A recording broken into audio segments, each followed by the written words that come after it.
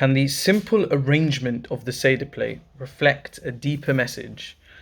In the Sephardic tradition, the answer is yes.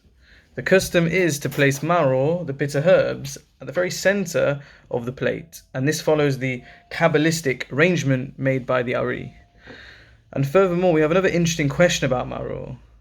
When we mention Pesach, Matzah, maror, that's not the order of events. Surely it should be maror, Pesach, and matzah. We should start with the bitterness and end with the happy times. Why are we starting with the good and ending on the bad? To understand this, I'm going to tell you a very famous story which I heard last year. There was once a poor man named, we'll call him Bertie, and he was struggling for food.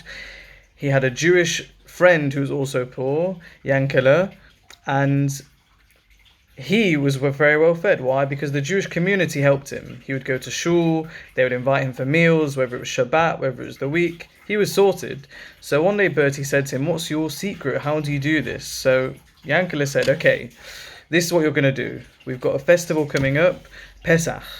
You're going to dress up in the garb, put on your hat, and someone will invite you for the best meal you've ever had." And that's what Bertie did.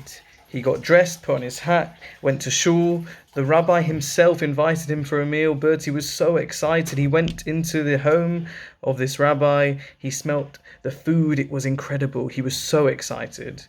He was greeted by all of the guests. They sat him down. Here's a glass of wine.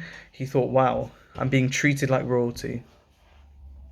And as we know, when you go to a rabbi's home on Pesach, you're going to assume that there's going to be a long reading of the story, and that's what happened. He was sat there for 3 hours, 4 hours. He was sat there for ages. He was wondering, when am I going to get this meal?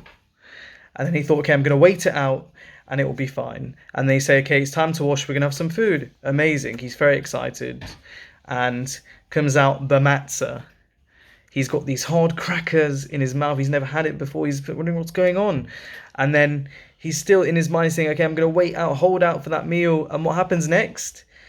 Gets the maror, the horseradish, the bitterness. And that's it. He runs out. That's enough for him.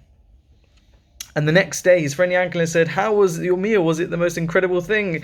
And Bertie said, what are you talking about? That was the worst experience. And he fasted for days in anticipation for this meal. And Yankele said to him, what? You wasted all that time. You just had to wait one more moment and you would have got to the meal, to the best part.